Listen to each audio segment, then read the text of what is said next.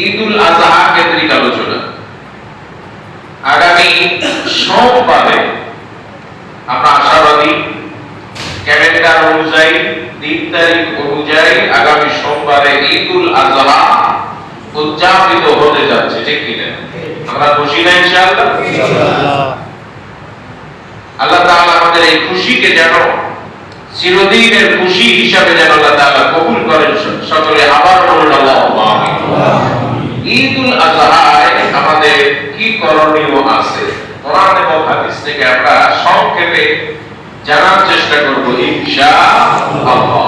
এরপরে বলবো কুরবানির দিনে মাংস, গোশত এগুলো কিভাবে বন্টন করতে হবে এবং এমন কিছু করণীয় আছে যেগুলো আমরা সঠিক ভেবেই করে থাকি, আসলে সেগুলো সঠিক নয়। শুধু সঠিক তো নয়, বরং আপনার আমার কোরবানিকে বাতিল পর্যন্ত করে দিতে পারে। সেগুলো কি আমরা ইনশাআল্লাহ জানবো। ঈদুল আযহার দিনে সর্বপ্রথম যে করণীয় রয়েছে সেটি হচ্ছে প্রতিদিনের ন্যায় ওই দিনেও ফজরের নামাজটা আদায় করতে হবে। যারা পুরুষ শরীয়তি ওযর ছাড়া একজনের বাড়িতে বসে নামাজ আদায় করতে পারবে না, সকলকে মসজিদে হাজির হতে হবে। যদি কেউ অসুস্থ থাকে তাহলে সে যেরকম পারে সেরকম নামাজ আদায় করতে হবে। ফজরের নামাজ মহিলারা তারা ঘরে বসে নামাজ আদায় করবে। এরপরে করণীয় হচ্ছে গোসল করা। গোসল করতে হবে, সুন্দরভাবে গোসল করতে হবে। ঈদের গোসল এটা হচ্ছে সুন্নতি গোসল। কি গোসল? সুন্নতি গোসল। কেউ যদি করে তাহলে সে সুন্নাত আদায় করলো, কেউ যদি না করে তাহলে সে সুন্নাতকে অমান্য করলো বা সুন্নাত করলো না, তাতে গুনাহ হবে না।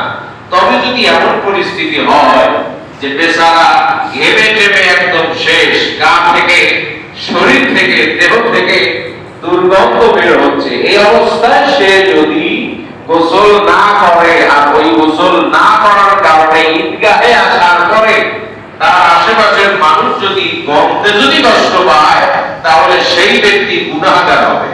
সেই ব্যক্তি কি হবে? গুনাহগার হবে।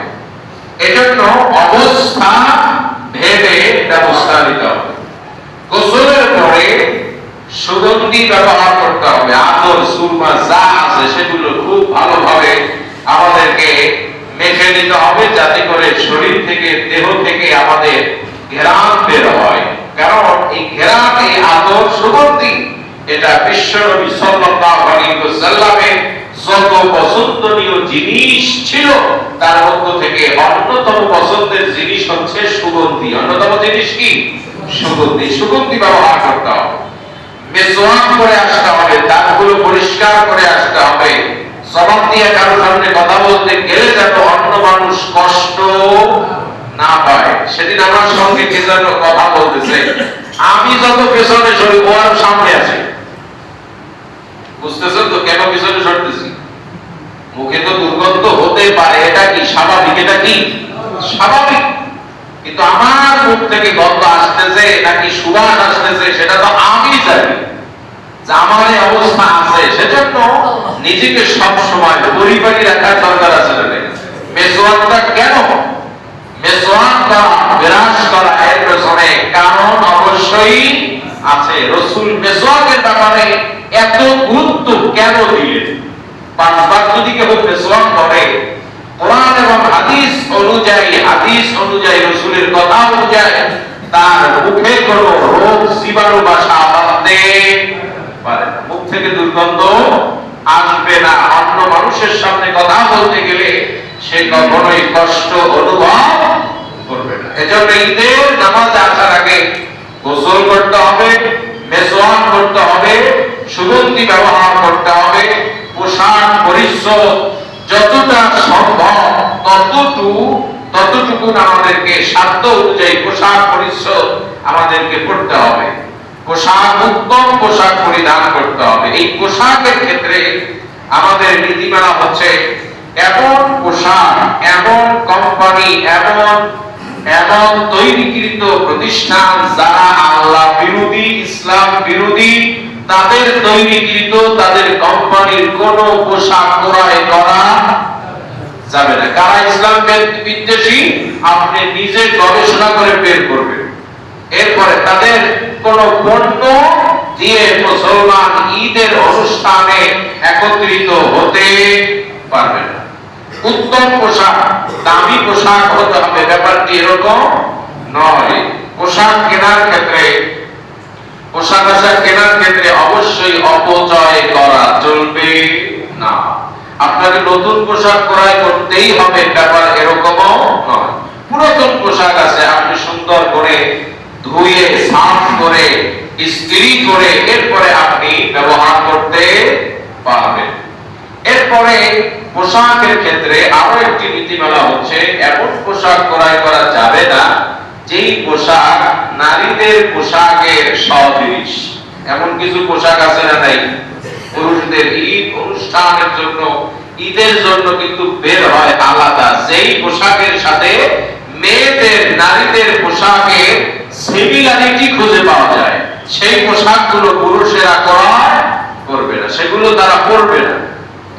এরপরে নীতিমালা হচ্ছে পোশাক পরিধানের ক্ষেত্রে অবশ্যই খেয়াল রাখতে হবে যেন সেই পোশাকটা টাকনুর নিচে না যায়। এটা কিন্তু একটা মারাত্মক অপরাধ, এবং এই অপরাধে অপরাধী ঈদের দিনে অনেকেই হয়। এমন ভাবে পোশাক পরেছে টাকনুর নিচে চলে গিয়েছে, নামাজ পড়তে যাচ্ছে, ঈদের নামাজ, টাকনুর নিচে। আল্লাহ সুবহানাহু ওয়া তাআলার হাবিব কঠোরভাবে নিষেধ করেছেন যে তোমরা টাকনুর নিচে কোনো ভাবেই পোশাক পরবে না। যদি টাকনুর নিচে পোশাক পরো, মা আসফালা মিনাল কাবাইনি ফিন্নার, যতটুকুন টাকনুর নিচে চলে যাবে ততটুকুন যাবে কোথায়? জান্নাতে যাবে না জাহান্নামে যাবে? শুধু কি টাকনুর ওইখান থেকে কেটে এরপরে ওইটুকু জাহান্নামে ফেলে দেওয়া হবে না, পা ধরে জাহান্নামে ফেলানো হবে? ওই টাকনুর নিজ জাহান্নামে যাওয়া মানে কি পুরো শরীর জাহান্নামে যাওয়া। কোরআন এবং হাদিসে যেই অপরাধের জন্য শাস্তির কথা বর্ণনা করা হয়েছে, শাস্তির কথা বলে দেওয়া হয়েছে, সেই অপরাধগুলো ছোট অপরাধ নয়, সেই অপরাধগুলো হচ্ছে বড় অপরাধ, কবিরা গুনাহ। এ হচ্ছে ফিকাহের মূলনীতি। যে অপরাধের শাস্তি স্বরূপ শাস্তিকে বর্ণনা করে দেওয়া হয়েছে যে এই কাজ করলে এই শাস্তি আছে, কিন্তু সেই কাজটা কি সগীরা গুনাহ না কবিরা গুনাহ? কবিরা। তাহলে রাসূল বলেছেন কি পায়ের নিচে, টাকনুর নিচে যতটুকু যাবে ততটুকু যাবে জাহান্নামে। তারপরে শাস্তি সরাসরি বর্ণনা আছে না নাই? সুতরাং টাকনুর নিচে কেউ যদি পোশাক পরে, এই জুব্বাও যদি টাকনুর নিচে যায়, সেটাও টাকনুর নিচে গেছে বলে ধরে নিতে হবে।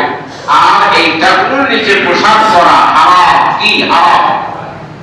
এটা আমরা ইনশাআল্লাহ কেবল ঈদের দিন তো করবই না, বাকি 12 মাস আমরা টাকনুর নিচে কোন রূপ পোশাক আমরা পরিধান করব না। আল্লাহ যেন তৌফিক দান করেন, আমরা বলি আল্লাহুম্মা আমিন। এরপরে আমরা ঈদের মাঠে আসার সময় বাড়ি থেকে মিষ্টিমুখ করে আসবো। কি মিষ্টিমুখ করে আসবো না ঈদের দিন? ঈদুল ফিতরের দিনে মিষ্টিমুখ করে আসতে হয়, খেজুর খেয়ে আসতে হয়, কিন্তু ঈদুল আজহার দিনে কিছু না খেয়ে এরপরে ঈদগাহে আসতে হয়। এটা হচ্ছে রাসূলের সুন্নাত। কার সুন্নাত? রাসূলের সুন্নাত। ঈদুল আজহার দিনে সর্বপ্রথম খাবারটা হবে কুরবানির গোশত দিয়ে খাবার। সুবহানাল্লাহ বলেন। এর পিছনেও অবশ্যই হিকমত আছে না নাই? রহস্য আছে না নাই? আল্লাহ রাব্বুল আলামিনের জন্য আমরা যেই গরু, যেই বকরি, যেই খাসি, যেই উট আমরা কুরবানি করলাম, এই উটের গোশত, এই গরুর গোশত, এই বকরির গোশত, দুম্বার গোশত আল্লাহ রাব্বুল আলামিনের কাছে চলে যায় না, আল্লাহ তাআলার কাছে যায় শুধু ঈমান, যায় শুধু তাকওয়া। কি যায়? তাকওয়া যায়। আল্লাহ রাব্বুল আলামিন কষ্ট নেন না। তিনি একটা পশুর কোনো কিছুই তিনি গ্রহণ করেন না, তিনি শুধু তাকওয়া গ্রহণ করেন। বান্দা, তোমার মনকে আল্লাহ গ্রহণ করেন, আর তোমার মন গ্রহণ করে তোমার ঈমানকে, তোমার তাকওয়াকে, তোমার ইসলামকে গ্রহণ করে আল্লাহ তাআলা খুশি হয়ে তুমি আল্লাহর জন্য যা উৎসর্গ করে দিয়েছো, কুরবান করে দিয়েছো, সেটা আল্লাহ না নিয়ে তোমার কাছেই আল্লাহ তাআলা রেখে দেন। তোমাকে খাওয়ার জন্যই আল্লাহ তাআলা ওটাকে মেহমানদারি হিসেবে তোমাকে হাদিয়া দিয়ে দেন।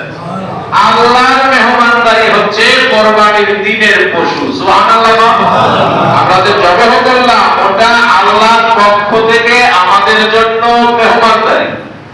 এখন মনে করেন আপনার জন্য মেহমানদারি রেডি করেছেন কে? আল্লাহ। এখন সেই আল্লাহর মেহমানদারি অপেক্ষায় আপনি আমি থাকবো না, এটা কি হয় না? আপনার জন্য যদি একজন এমপি সকালের ব্রেকফাস্টের আয়োজন করে, আপনি কি বলবেন যে ভাই পেট যদি খালি না থাকে 2-3 বার বাথরুমে যাব, পেট খালি করবো, গ্যাসের ট্যাবলেট খাবো 2-1টা, খাইয়ে এরপরে পেট খালি বানাইয়া কিছু খাবো না, এরপরে এমপির আয়োজনে, এমপির অনুষ্ঠানে, নিমন্ত্রণে আমি গিয়া একবার ভালো করে খাবো। কি এরকম হয় কি হয় না? এমপি তো দূরের কথা, এলাকার একজন গণ্যমান্য যদি আপনাকে দাওয়াত দেয়, আপনি কি খাইয়া এরপরে যাবেন নাকি তার কাছে? এটা সম্মান আছে না? তো আল্লাহ মেহমানদারির ব্যবস্থা করেছেন, আপনার ঘরের মেহমানদারি রয়েছে, আল্লাহর মেহমানদারি। এখন বান্দার তো উচিত যে আল্লাহর মেহমানদারি কখন রেডি হবে, তখন আমি আজকে আল্লাহর মেহমানদারি দিয়া আমি আজকে আমার ব্রেকফাস্ট করবো। জোরে বলেন ঠিক কি না? এটা করা যাবে কি যাবে না? তবে যারা অসুস্থ, অনেকে এরকম অবস্থা আছে যে পেট যদি একটু খালি থাকে তাহলে শরীরে বিভিন্ন ধরনের সমস্যা হতে পারে, তার জন্য কিন্তু আমার এই মাসআলা নয়। তার যে অন্তরে এই আকুতি বিনতি আছে সেটা আল্লাহ জানে কি জানে না? রাসূল করিম সাল্লাল্লাহু আলাইহি ওয়াসাল্লাম তিনি ঈদুল ফিতরে কিছু খেয়ে এরপরে ঈদগাহে যেতেন, আর ঈদুল আযহায় না খেয়ে ঈদগাহে যেতেন।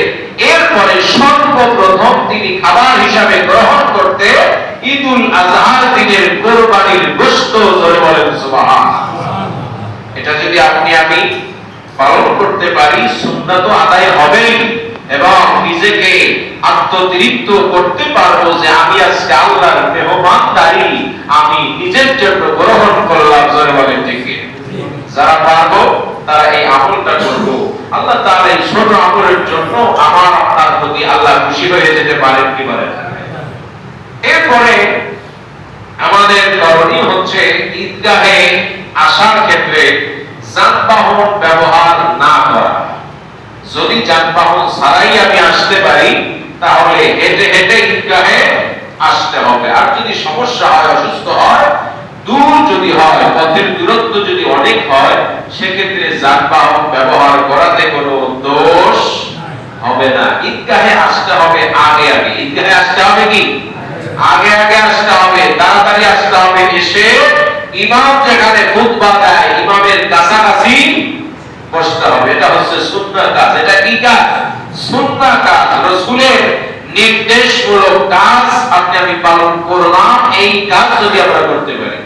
এরপরে ঈদের নামাজে খুতবা শুনতে হবে, ঈদের নামাজ আদায় করতে হবে। ঈদের নামাজে এসে যারা আমার মুসলমান ভাইয়েরা আছে তাদের সঙ্গে শুভেচ্ছা বিনিময় করতে হবে। শুভেচ্ছা বিনিময় আপনি ঈদ মোবারক বলতে পারেন, তবে হাদিস অনুযায়ী আমরা ঈদুল ফিতরেও যেটা বলেছিলাম এই ঈদেও আমরা সেটাই করব। সেটা কি বলেন তো? তাকাব্বালাল্লাহু মিন্না ওয়া মিনকুম। এই যে কুরবানির জন্য আমরা যা যা করব এবং এই নামাজে আমরা এসেছি, ঈদুল আযহায় যা করতে এসেছি, ঈদুল আযহার জন্য আমরা বাড়ি থেকে নিয়ত করে বের হয়েছি, যা যা করেছি 10 দিন ধরে কুরবানি কেন্দ্রিক যত আমল করেছি করেছি আল্লাহ তাআলা যেন সেই আমলগুলো আমাদের আমলগুলো কবুল করেন, তোমাদের আমলগুলো যেন কবুল করেন। এভাবে শুভেচ্ছা বিনিময় করতে হবে। এরপরে নামাজ যখন শেষ হয়ে যাবে, ঈদুল আজহার নামাজ যখন শেষ হবে, তখন আমরা বাড়িতে ফিরে আসবো নাকি ওইখানে বসে থাকবো? না, রাসূলের হাদিস এটা বলে না। বাড়িতে ফিরে আসার আগেই ঈদগাহে বসে কুরবানি দিতে হয়। এটা হলো রাসূলের কি সুন্নাত। আমরা তো প্রত্যেকের বাড়িতে কুরবানি করি, এটা আসলে সুন্নাহ অনুযায়ী হয় নাই। রাসূল মুসাল্লা ঈদগাহে তিনি কুরবানি করতেন। ঈদের নামাজ শেষ, দোয়া করে, এরপরে মুনাজাত দিয়া, এরপরে সমস্ত কাজকর্ম করে ঈদগাহে বসেই তিনি কুরবানি করতেন। এটা যদি সম্ভব হয়, অনেক এলাকায় দেখেছি যে ঈদগাহের আশেপাশে গরু সবকিছু পশুগুলোকে বেঁধে রাখা হয়। ঈদের নামাজ যখনই শেষ হয়ে যায়, প্রত্যেকের ব্যক্তিগত ব্যবস্থাপনায়, নিজস্ব ব্যবস্থাপনায়, প্রত্যেকের আয়োজন অনুযায়ী ঈদগাহের মধ্যেই কুরবানির অনুষ্ঠান হয়ে যায়। এটা যদি হয়, মনে করেন এই মাঠের মধ্যে 50টা 100টা গরু কুরবানি হচ্ছে, এই আশপাশ দিয়ে যারাই যাবে তারা দেখবে যে না, আল্লাহর হুকুম পালিত হচ্ছে। বিধর্মীরা যখন দেখবে যে না, মুসলমান আসলেই মুসলমান, ঠিক এরকম, আর প্রত্যেকের বাড়ি কোরবানি দিয়ে গোপনে কোরবানি, কোনো আয়োজন নাই, কিছুই নাই, উৎসাহ নাই, উদ্দীপনা নাই, কোনো ভাব গাম্ভীর্য নাই, এটা কিন্তু আসলে ঈদুল আজহাকে ওইভাবে উদযাপন করে না। এজন্য যদি সম্ভব হয় তাহলে প্রত্যেকেই ঈদগাহে কুরবানি করতে হবে। এটা সুন্নাহ, এটা কি সুন্নাত আদায় হয়ে যাবে। এরপরে ঈদুল আজহার দিন কুরবানি করব আমরা, কিন্তু প্রত্যেকের নিজের পশুকে নিজের হাত দ্বারা কুরবানি জবেহ করতে হবে। ওই দিনের সবচাইতে ভালো আমল, উত্তম আমল, বড় আমল, গত জুমায় বলেছি, রক্ত প্রবাহিত করা। কি করা? রক্ত প্রবাহিত করা। দেখো, আল্লাহ সুবহানাহু ওয়া তাআলা যেখানে রক্ত প্রবাহিত করতে বলেছে সেখানে সওয়াব হয়, কি হয়? আর যেখানে রক্ত প্রবাহিত করতে নিষেধ করেছে, অস্ত্র দ্বারা আঘাত করতে নিষেধ করেছে, সেখানে যদি কেউ আঘাত করে, রক্ত প্রবাহিত করে, খবর আছে না নেই? অপরাধ হবে কি হবে না? জানাকে হত্যা করে দিল, এখানেও তো রক্ত প্রবাহিত হয়েছে কি হয়নি? এটা কি সওয়াব হয়েছে না চরম অপরাধ হয়েছে? ফাঁসি পাওয়ার মতো অপরাধ হয়েছে। কিন্তু আপনাকে যখন আল্লাহ সুবহানাহু ওয়া তাআলা বলেছে ওয়াজাহিদু ফিল্লাহি হাক্কা জিহাদি, জিহাদে যাও, জিহাদে গিয়ে যারা আল্লাহর দুশমন, আল্লাহ ইসলামকে নিশ্চিহ্ন করে দিতে চায়, তাদের বিরুদ্ধে অস্ত্র ধারণ করো, তাদের গর্দান উড়িয়ে দাও। সেখানেও তো রক্ত প্রবাহিত আছে না নাই? সেখানে কি ফাঁসি পাওয়ার মতন অপরাধ হবে নাকি শহীদ হওয়ার মতন বড় ধরনের আমল আপনি অর্জন করলেন বলে প্রমাণিত হয়ে যাবে? জিহাদের ময়দানেও কল্লা উড়ানো হয়, রক্ত প্রবাহিত করা হয়, সেখানে হয় সওয়াব। সেখানে কি হয়? সওয়াব হয়। এভাবে রক্ত প্রবাহিত করে তুমিও যদি শহীদ হয়ে যাও, তোমাকে আল্লাহ বীর হিসেবে জান্নাত দিয়ে দিবে। আর যদি ওখানে কাউকে হত্যা করে যদি বাড়িতে চলে আসো, গনিমত বাবা, গাজী হয়েছো, তুমি পৃথিবীতে একজন ভালো বান্দা, এটা আল্লাহ তাআলা সার্টিফিকেট দিয়ে দিয়েছেন। সুবহানাল্লাহ। তো রক্ত প্রবাহিত আল্লাহ যেখানে করতে বলেছে সেখানে করে না, যেখানে করতে নিষেধ করেছে সেই জায়গায় রক্ত প্রবাহিত করে। এরকম জালেম আছে না নাই? আল্লাহ বলছে কুরবানি দে, ও কুরবানি দেয় না, ও মানুষ কুরবানি দেয়। আছে না নাই? কুরবানি দাও, যত বড় মানুষ কুরবানি দাও, কোনো সমস্যা নাই। ধর নাম বাবাজি, যখন ধরা খাওয়া করু তোমারে কেউ বাঁচাইতে পারবে না, ঠিক কি রকম পৃথিবীতেও যদি পার পেয়ে যাও, আল্লাহ সুবহানাহু ওয়া তাআলার বিচার অপেক্ষমান আছে না নাই? আল্লাহর বিচার বড়ই কঠিন। এজন্য মানুষ হত্যা করা খুবই মারাত্মক অপরাধ, খুবই মারাত্মক অপরাধ। এই অপরাধের সঙ্গে জড়িত থাকা যাবে না।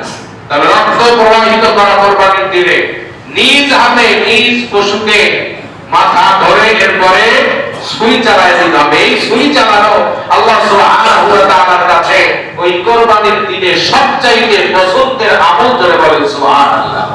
আল্লাহ রাব্বুল আলামিন দেখেন, আমি আমার বান্দাকে অর্ডার করেছি আর আমার বান্দা নিজের পরিশ্রমের পয়সা দিয়ে তিনি পশু ক্রয় করে আমি আল্লাহ রাব্বুল আলামিনের নাম বিসমিল্লাহি আল্লাহু আকবার বলে আমার জন্য পশু কুরবানি করে দিয়েছে। আল্লাহ খুশি হয় কি হয় না? আল্লাহ রাব্বুল আলামিন খুশি হয়ে যান, এমন খুশি বিশ্ব নবী বলে দিয়েছেন হাদিসের মধ্যে।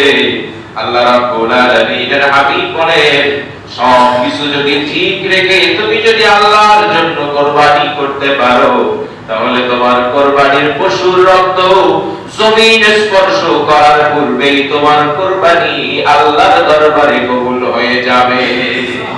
বিকুল্লি শারাতিন হাসানাহ, যে পশু তুমি কুরবানি করছো সেই পশুর শরীরে দেহের মধ্যে যতগুলি পশম আছে, লক্ষ লক্ষ পশম আছে না নাই, প্রত্যেকটা পশমের জন্য আল্লাহ রাব্বুল আলামিন তোমাকে সওয়াব পুণ্য দান করে দিবে। নিয়ম ঠিক থাকা লাগবে। কি ঠিক থাকা লাগবে? নিয়ম ঠিক থাকা লাগবে। আসতেছি সে আলোচনায়। তাহলে যবেহ করতে হবে, যবেহ করে এরপরে ওই বস্তু দিয়া প্রথম নাস্তা করতে হবে। এ হচ্ছে ঈদের দিনের মোটামুটি আমল। এরপরে আমরা বলবো যে ঈদের দিনের এই যে গরু পশু কুরবানি করলাম, এই বস্তু কি সব নিজে খেয়ে পেট করবো নাকি এর কিছু বিধিবিধান বন্টনের নীতি কোরআন হাদিসে আছে না নাই? সব যদি নিজে খেয়ে ফেলে তাহলে আল্লাহর জন্য কি করলো? আল্লাহর জন্য কুরবানি দিল বা আল্লাহর জন্য দেয় নাই? কোনটা কুরবানি হবে বলেন তো? আল্লাহর জন্য কুরবানি দেয় নাই। তবে কিছু সব খেয়ে ফেলা যায় যখন কোনো অভাব নাই, এমন এলাকায় কুরবানি দিয়েছে গোশত নেওয়ার মতন কেহ নাই, তখন আপনি কি করবেন? গোশত ফেলে দেবেন না, তখন যদি সব খান কোনো সমস্যা নাই। একদল ভাই হইছে এরা ফতুয়া মানে না, কুরবানির গোশত যদি কাউকে না দেওয়া হয়, সব যদি নিজে জনমের মতন খায় তাও কোনো সমস্যা হবে না।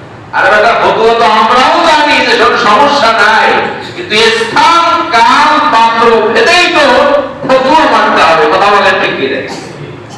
বাংলাদেশে এমনও পরিবার রয়েছে সারা বছরে কুরবানির সময় ছাড়া তারা গরুর গোশত, ছাগলের গোশত চোখে দেখে খেতে।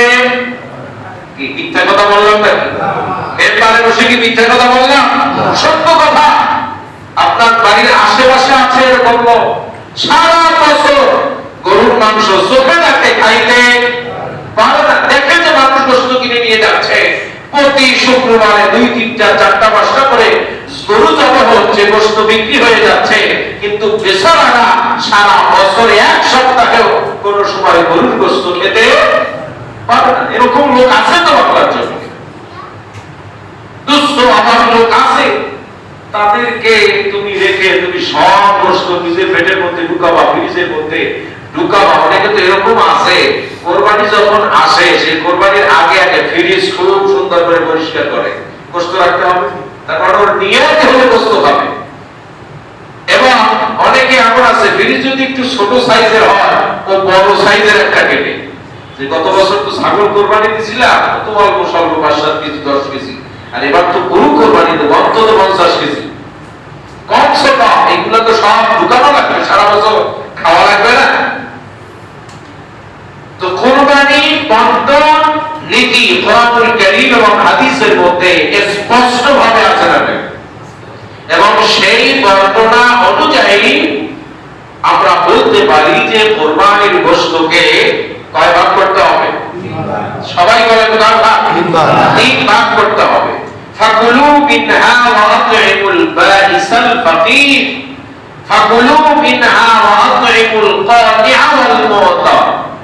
আল্লাহ সুবহানাহু ওয়া তাআলা বলেছেন, সরাসরি কোরআনুল কারীমের আয়াত সূরাতুল হজের মধ্যে এসেছে। আল্লাহ রাব্বুল আলামিন বলেন, ওয়াল বুদনা জাআলনাহা লাকুম মিন শাআইর লাকুম ফিহা খায়র। আল্লাহ তাআলা বলেন বুদুন, বুদুন মানে হলো উট। বুদুন মানে কি? উট। সেই যুগে তো গরুর তেমন প্রচলন ছিল না, ছিল বেশি কি ছিল? উট, দুম্বা। আল্লাহ তাআলা উটের কথা বললেন যে উট তোমাদের জন্য আমি কল্যাণের ব্যবস্থা করেছি, উট এটা তোমাদের কল্যাণ হয়ে আনে। এবং এই উট হচ্ছে আল্লাহ সুবহানাহু ওয়া তাআলার পক্ষ থেকে আল্লাহ তাআলার অন্যতম একটা নিদর্শন। উট কি আল্লাহ তাআলার একটা নিদর্শন। আল্লাহ রাব্বুল আলামিন বলেন ফাযকুরু ইসমাল্লাহি আলাইহা সাওয়াফ। উটগুলোকে যখন তোমরা নহর করবে, উটকে দান অবস্থায় কুরবানি করতে হয়, নহর করতে হয়। উটের কুরবানিকে বলা হয় নহর, আর অন্য সব পশুর কুরবানিকে বলা হয় যবেহ। অন্যগুলোকে কি করতে হয়? যবেহ করতে হয়। আর উটকে করতে হয় কি? নহর, খোসা কাটতে হয়। তারা থাকবে উটের যবেহের নিয়ম, নহরের নিয়ম হচ্ছে উটগুলোকে সারিবদ্ধভাবে দাঁড় করায় দিতে হবে। একটাকে খোসা মারলেন, আরেকটাকে খোসা মারলেন, আরেকটাকে খোসা মারলেন। এরকম খোসা মারার কারণে ওর শরীর থেকে রক্ত প্রবাহিত হয়ে যাওয়ার কারণে ও আস্তে আস্তে জমিনের উপরে যখন পড়ে যাবে, আল্লাহ তাআলা বলেন ফাইদা ওয়াজাবাত জুনুবুহা, এই উট যখন জমিনের উপরে পড়ে যাবে ফাকুলু মিনহা, তখন ওই উটের চামড়া খসায়া এরপরে গোশত বের করে রান্না করে তুমি খাও। সুবহানাল্লাহ। যখন এই উট পড়ে যাবে তোমরা উটের চামড়া খসাও, এরপরে গোশত বের করো, গোশত বের করে রান্না করে খাও, কাবাব বানায়া খাও, কালা ভুনা করে খাও, যেভাবে খাও সেভাবে ইচ্ছা তোমরা খেতে পারো। তবে ওয়াআতিমুল কানিআ ওয়াল মুতা, যারা হাত পাতে এরকম অভাবী, আর যারা হাত পাতে না সবাইকে খাওয়াও। সুবহানাল্লাহ। নিজে নিজে খাবার বানায় খাইও না, নিজে নিজে বিরিয়ানি করে খাইও না, কালা ভুনা নিজে নিজে খাইও না, মানুষকেও কিছু খাওয়াও। যারা হাত পাতে, ঈদের দিনে অনেক মানুষ দেখা যাবে ব্যাগ হাতে করে, বস্তা হাতে করে, বস্তা তো আর দেয় না মানুষ, অত ব্যাগ হাতে বস্তা ভরবে, ব্যাগ নিয়ে দৌড়ায়, এই গেট থেকে ওই গেট, এই গেট থেকে ওই গেট, গেট টু গেট দৌড়ায়। তাদেরকে দেওয়া কিছু, অনেকে এমন আছে দরজা আটকায় দেয়, দরজার সামনে গিয়ে দাঁড়ায়, ভাই কিছু দেয়, তোর তো সেট যাও, বলে না এরকম? তোর কোরবানি আল্লাহ কবুল করবে, আল্লাহ কি ঠেকা বসে নাকি? বলে গোস্ত নাই, সেট যাও, তোমাদের যন্ত্রণায় আর সমস্যা। এরকম অনেক ব্যবহার করে, রুড আচরণ করে। আরে বেটা, কোরবানি তো দিছিস আল্লাহর জন্য, ও যে হাত পাততেছে ও আল্লাহর পক্ষ থেকে হাত পাততেছে, ওরে যদি তুই না দাও, ওর মনে যদি কষ্ট দাও, আল্লাহ তোর কোরবানি কবুল করবে? এত সহজ নয়। কোরবানির গোশত অন্তত সব দিয়ে দাও দরকার হয়, তুমি গোশত কিনে খাও, এরপরও আল্লাহকে খুশি করার দরকার আছে না নাই? সব তো আর দিয়ে দেওয়া লাগবে না, কিছু তো খেতেই হবে, ঠিক কি না? আর সব দিয়ে দেওয়া লাগবে এমন পরিস্থিতিও হয় নাই। আপনার মন দেখবেন, আল্লাহ কি দেখবেন? মন দেখবেন, দ্বীন দেখবেন, ঈমান দেখবেন, ইসলাম দেখবেন, তাকওয়া দেখবেন। আল্লাহ রাব্বুল আলামিন বলেন যারা হাত পাতে তাদেরকে খাওয়াও, আর যারা হাত পাতে না তাদেরকেও খাওয়াও। হাত পাতে না কারা? কয়েক ধরনের আছে। এক ধরনের হাত পাতে না এরকম হলো তারা যাদের ঘরে খাবার নাই, তারপরেও সম্মানের জন্য হাত পাতে না। এরকম কিছু লোক আছে না, গরিব কিন্তু খেতে পারে, এরপর মানুষের কাছে ভিক্ষা করে না, না খেয়ে থাকবে, এরপর হাত পাতবে না। এরকম লোক যারা আছে তাদেরকে খাওয়াও। দুই নম্বরে যারা হাত পাতে না তারা হচ্ছে এমন লোক যারা তোমার আত্মীয় স্বজন। একজন আত্মীয় কি আরেকজন আত্মীয়ের কাছে হাত পাততে চায়? একটা সম্মান আছে না, যে আমার আপন ভাই, সে অনেক বড় ধনী, বিশাল বড় লোক কোরবানি করেছে, আমাকে যদি দিয়ে যায় কিছু তাহলে দেব, কিন্তু আমি কি আমার ভাইয়ের কাছে পাইতে? এরকম কি বলে না, প্রেস্টিজের তো বাঁধবে। এরকম যারা হাত পাতে না তাদের ঘরে পৌঁছাও। আর একটা আছে যারা সম্মানের জন্য এরা হাত পাতবে না। আর একটা আছে যারা নিজেরা কোরবানি করেছে, সেই কোরবানি করার কারণে তারা আমাদের কাছে হাত পাতবে না। আমরা তো কোরবানি করেছি, হাত পাতবো না, বা আমরা গোশত আনার জন্য অন্যের বাড়ি যাবো না। সবাইকেই গোশত দিতে হবে। যে কোরবানি দিয়েছে তাকেও গোশত দিতে হবে, যে কোরবানি দেয় নাই তাকেও গোশত দিতে হবে। এভাবে যদি হয়, আমি কোরবানি দিলাম, আপনি কোরবানি দিলেন, আমি আপনাকে দিলাম, আপনি আমাকে দিলেন, এই যে আদান প্রদানের কারণে একজনের প্রতি আরেকজনের ভালোবাসা বাড়বে না কমবে? বেড়ে যাবে। কেন এই বিধানগুলো, কেন আল্লাহ সুবহানাহু ওয়া তাআলা কেন এই বিধান দিলেন? মানুষ কি শুধু গোশত খাবে, শুধু কি খাওয়া না, এই যে আদান প্রদান, একজনের প্রতি আপনি যে মহব্বত প্রদর্শন করলেন, এটা আপনার জন্য অবশ্যই জান্নাতে যাওয়ার কারণ হয়ে যেতে পারে। এরপরে আপনি কাদেরকে দিবেন? যেহেতু এই মসজিদের মধ্যে বিভিন্ন জায়গা থেকে বিভিন্ন লোকেরা, মুসল্লিরা এখানে নামাজে আসে কি আসে না, একটা মাসালা বলে দেই, সেটা হচ্ছে আপনার প্রত্যেকের মহল্লার মসজিদে যারা ইমামতি করে, মুয়াজ্জিনি করে, খাদেমি করে, এরাও তো আপনার গোশতের ভাগীদার হতে পারে কি পারে না? এদেরকে দেবেন না আপনারা? না, ও হুজুর যারা মসজিদের ইমাম, মুয়াজ্জিন, খাদেম, ওদেরকে আল্লাহ রাত্রি বেলায় গোশত প্যাকেট করে পাঠায়, আমাদের দেওয়া লাগে? বেতন পায় না, স্যালারি দিয়ে?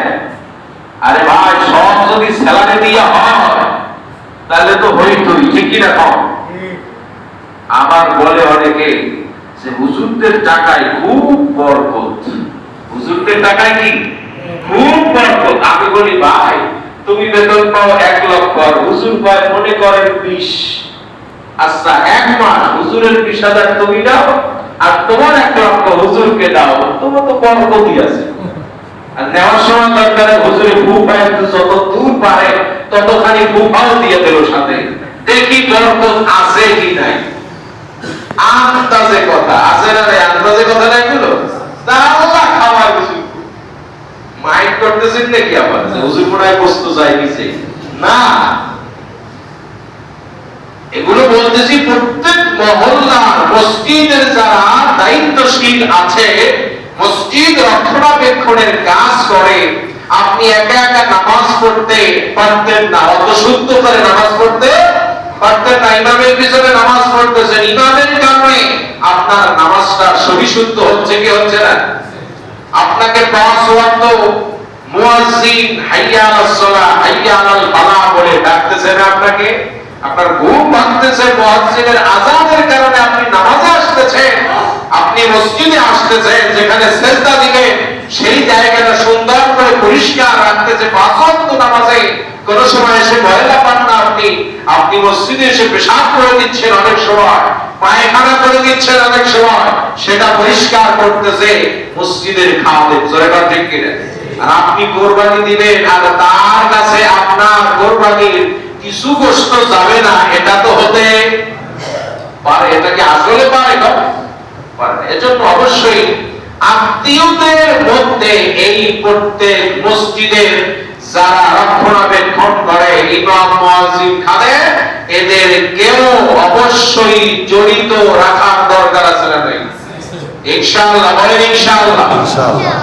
আল্লাহ তাআলা যেন আমাদের সকলের কাজ করবে বরকত দান করেন, সকলে বলেন আল্লাহুম্মা আমিন। যারা গোশত চাইতে আসবে প্রত্যেককে বেশি না হোক কম অন্তত দিতে হবে, কেউ যেন খালি হাতে ফেরত না যায়। যদি আপনার গোশত না থাকে, আপনি অন্তত তাকে বুঝতে দেবেন যে ভাই গোশত তো আসলেই শেষ হয়ে গেছে, নাও তোমাকে 200 টাকা দিলাম, এইটা নিয়ে তুমি গোশত কিনে খাইও। এটাও করতে হবে যদি গোশত আসলেই শেষ হয়ে যেয়ে থাকে। তাহলে 3 ভাগ করতে হবে। কয় ভাগ? নিজের 1 ভাগ, আত্মীয় স্বজন যারা আছে তাদেরকে 1 ভাগ, আর গরিব দুস্থ অভাবী যারা আছে তাদেরকে 1 ভাগ। এই ভাগ যে একদম কাটায় কাটায় করতে হবে, এটা কিন্তু আসলে শর্ত নয়। অনেকে মনে করে যে কাটায় কাটায় যদি একটু কম বেশ হয়, 1 গ্রাম 2 গ্রাম, কোরবানি কিন্তু গেছে না। এত কঠিন ইসলাম নয়। এরপরে কোরবানির গরুর গোশত গেল বন্টন। এরপরে আপনার থাকবে কি? চামড়া আছে না? এই চামড়ার বিধানটা কি? চামড়া যদি কেউ খেতে চায়, যে আমরা চামড়াও গোশতের সঙ্গে খেয়ে ফেলবো, তাহলে চামড়াও খেতে পারে। দ্বিতীয়, চামড়া যদি কেউ চায় যে চামড়া দিয়ে আমি কিছু জিনিসপত্র বানাবো, তাও সে বানাতে পারে, ব্যবহার করতে পারে, কিন্তু সে বিক্রি করে নিজে টাকা রক্ষণ করতে পারবে না। যদি সে বিক্রি করে দেয় তাহলে সেই টাকাটা গরিব দুস্থ আবাদীদেরকে দিয়ে দিতে হবে। আপনাদের চামড়াগুলো নেওয়ার জন্য আশেপাশে অনেক মাদ্রাসা আছে না নাই? এতিমখানা, লিল্লা বোর্ডিং আছে না? এই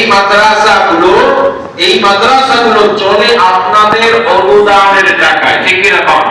তারা কিন্তু এই বছরে একটা দিন চেয়ে থাকে যে আমরা চামড়া কালেকশন করে আমরা বছরে একটা অ্যামাউন্ট জমা করবো, যা দিয়ে বছরের একটা বড় একটা খরচ আমরা অবশ্যই চালাতে পারবো। তাদেরকে আপনারা চামড়াটা দিয়ে দিতে পারেন, অবশ্যই দিয়ে দিতে পারেন, কিন্তু বিক্রি করে নিজে কিন্তু খাওয়া যাবে না। সরাসরি খাইতে পারেন, সরাসরি ব্যবহার করতে পারেন, নচেত আপনি তাদেরকে দিয়ে দিবেন। ফকির ভিক্ষুক যাদেরকে আপনি পারেন তাদেরকে দিয়ে দিবেন, নিজে খাওয়া যাবে না। এরপরে যে কারণগুলোতে কোরবানি বাতিল হতে পারে, এক নম্বরের কারণ হচ্ছে নিয়তের পরিশুদ্ধতা যদি না থাকে, তাহলে কিন্তু কোরবানি গেছে, গোল্লায় গেছে কিন্তু কোরবানি। নিয়তটা কি? আল্লাহর জন্য কোরবানি। কার জন্য কোরবানি? আল্লাহর জন্য কোরবানি। আমি এত বড় লিডার, এলাকা আমার সবাই জানে, শোনে, ভোট দিয়েছে সবাই, আমি যদি একটু তাদেরকে যদি খাওয়াইতে না পারি তাহলে কেমন হইল? আচ্ছা ঠিক আছে, এক কাজে দুই কাজ, কোরবানিও আসছে আর আমি নতুন চেয়ারম্যান, নতুন মেম্বার, নতুন কাউন্সিলর, নতুন লিডার, নতুন সভাপতি, নতুন সেক্রেটারি হয়েছি। এখন এই এক কাজে দুই কাজ করে দিলাম, বড় একটা গরু কিনে সবাইকে দিয়ে দিলাম। উদ্দেশ্য কি আল্লাহ নাকি জনগণকে খাওয়ানোর উদ্দেশ্য? জনগণকে খাওয়ানো। এই কিন্তু নিয়ত হয় নাই। দুই নম্বরে, প্রতি বছর কোরবানি দেই, এই বছর যদি না দেই কেমন দেখেন?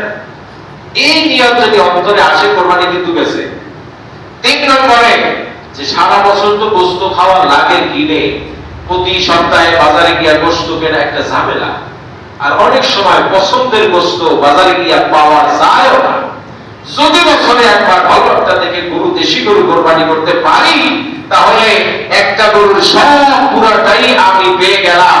এক এক সপ্তাহে এক এক ধরনের গোশত আমি রান্না করে খাইলাম। বাজারে গিয়া ওই যে কেনা বেচা করা মানুষের সাথে লাইন দিয়ে বাজারে গিয়া কেউ করে আমার গোশত কেনা লাগলো না। নিয়ত শেষ, কোরবানিও শেষ। এরপরে যদি আপনার নিয়ত এরকম থাকে যে আমি যদি কোরবানি না দেই, কার বাড়ি থেকে গোশত আসবে সেই জন্য তাকাই থাকবো, আমার ছেলে মেয়ে কি তাকিয়ে থাকবে অন্যের দিকে? না, এটা হবে না। টাকা দিয়ে করবো কি? তাও কোরবানি একটা গেছে কিন্তু কোরবানি। আপনার নিয়ত থাকতে হবে আল্লাহর জন্য। কার জন্য? এই জন্য আপনার মনে তো শয়তানে অবশ্যই ওয়াসওয়াসা দেবে এরকম, কিন্তু এই ওয়াসওয়াসা থেকে বাঁচার জন্য এমনও কাজ করতে হবে, গোপনে কোরবানি দিতে হবে দরকার হয়। মানুষ যাতে না জানে, এরকম গোপনে কোরবানি দিয়ে গোপনে গোপনে গোশত বিলায়া দিতে হবে। এরপরেও যেন নিয়তের হেরফের যেন না হয়। নিয়তের হেরফের, কোরবানিও হেরফের, শুধু গোশত খাওয়া হবে, ঠিক কিনা কর? দুই নম্বরে, কোরবানি বাতিল হয়ে যাওয়ার অন্যতম আরো একটি খুবই মারাত্মক কারণ হচ্ছে কোরবানির পশু যারা জবেহ করবে, নিজে যদি জবেহ করতে না পারে, যাকে দিয়ে জবেহ করাবে, মাদ্রাসার ছাত্র হোক, শিক্ষক হোক, মসজিদের ইমাম হোক, মসজিদের মুয়াজ্জিন হোক, খাদেম হোক, যাকে দিয়ে কোরবানি করাবে, আপনি তাকে অবশ্যই পারিশ্রমিক দিতে হবে। আপনি ভাবতে পারবেন না যে মাদ্রাসার ছাত্ররা এসেছে, চামড়া তো দিয়ে দেওয়াই লাগবে, তাহলে ভাও জবাইটা করে দিলাম। আপনি কিন্তু ওই চামড়া ভাও দিলেন না, চামড়া দিলেন কি ওই ছাত্র বা শিক্ষকের জবাইয়ের পারিশ্রমিক হিসাবে দিলেন। কোরবানি কি হয়েছে? কোরবানির পশু বিক্রি করা যায় না, কোরবানির পশু কোনো কিছু বিক্রি করা যায় না। পারিশ্রমিক হিসাবে যদি কিছু দিয়ে দেয়, কোরবানি কিন্তু গেছে। এজন্য কোন ছাত্র, কোন শিক্ষক, তাকে দিয়ে যদি কোরবানি দেওয়া, তাহলে তার সঙ্গে কথা বলতে হবে, ভাই তুমি কোরবানি তো দিলে, কত টাকা পারিশ্রমিক চাও? সে একটা চাইবে, আপনি আপনি একটা দিবেন, অথবা কোরবানি করার আগে তার সঙ্গে এই ব্যাপারে একটা সমাধান করে নিতে হবে। ভাই আমার গরু কোরবানি করে দিবা, ছাগল কোরবানি করে দিবা, কয় টাকা চাও? সে যদি বলে 500, ভাই আমি 300 দেব। যদি সে রাজি হয় তাহলে কি করতে হবে? কিন্তু আন্দাজে জবাই দিয়ে এরপরে 50 টাকা ধরাই দিলা আর না দিয়ে চামড়া ধরাই দিলা, তোমার কোরবানি কিন্তু গেছে। সব কিন্তু হাদিসে আছে, কিসে আছে? আন্দাজে বলি না যে হুজুরের মনে হয় গত বছর টাকা পয়সা একটু কম দিছি এই জন্য মনে হয় ওই দিকে দিচ্ছে, কথা কি সেইগুলা না? হাদিসে যে পারিশ্রমিক দেওয়া যাবে না। এরপরে যারা কসাইয়ের কাজ করবে, অনেক কসাই বসে থাকে যে না আজকে আমরা কোনো ডিউটি করব না, আজকে শুধু মানুষের বাড়িতে কোরবানির গোশত বানাবো। কারণ পারিশ্রমিক দেখ আর না দেন 2 কেজি যদি দেয় গোশত 800-1600 টাকা, ও কিন্তু ওই নিয়তে গোশত বানাইতে চায়। আর আপনি যদি অনেক কসাই পাবো ওই গোশত কাটা বাবদ যদি 1 পিস গোশত দেয়, আপনার কোরবানি গেছে। এজন্য কসাইকে আপনি পারিশ্রমিক কত দিবেন সেটা আলাদা জায়গা থেকে দিতে হবে। কোরবানির গোশত, কোরবানির চামড়া, কোরবানির ঠ্যাং কোনো কিছু পারিশ্রমিক হিসাবে দেওয়া যাবে না। দিছেন তো বলেছেন, কোরবানি কিন্তু গেছে। তবে যদি এরকম হয়, এমন কসাই আপনার বাড়ির পাশে সে এমনি কসাইগিরি করে আবার গরিব, তাহলে সে কসাইগিরি করেছে সেজন্য যে টাকা পাবে সেটা আপনি টাকা আলাদা দিবেন। গরিব হিসাবে আপনি তাকে যে গোশত সে অন্য গরিবেরা পাবে সেরকম একটা ভাগ তাকে দিয়ে দিলে কোনো সমস্যা হবে না। মনে থাকবে তো ইনশাআল্লাহ? টাকা দিতে হবে, পারিশ্রমিক আপনাকে অবশ্যই দিতে হবে। সব শেষ যেই কারণে আমাদের কোরবানি বাতিল হতে পারে সেটি হচ্ছে কোরবানি হয়ে গেল, গোশত নিয়ে সব ফ্রিজে ঢুকানো, বন্টন হয়ে গেল, কিন্তু এই কোরবানির যে বর্জ্যগুলো রয়েছে, রক্ত, ময়লা, আবর্জনা যা আছে, এগুলো অনেকে আছে রাস্তার পাশে ফেলবে, অমুক জায়গায় ফেলবে, পরিবেশ নষ্ট করবে, মানুষ কষ্ট পাবে, পশু পাখি কষ্ট পাবে। এই কষ্টের কারণ যদি আপনি হন, তাহলে আপনি মুসলমানকে কষ্ট দেওয়ার কারণে কোরবানি বাতিল হয়ে যেতে পারে কি পারে না? কারণ মুসলমান তো সে আল মুসলিমু মান সালিমাল মুসলিমুনা বিলিসানিহি ওয়া ইয়াদিহি, মুসলমান তো সে যার হাত থেকে, যার জবান থেকে অন্য সব মুসলমানেরা নিরাপদ থাকে। এজন্য আপনি কোরবানি দিবেন আপনার নিজ তত্ত্বাবধানে।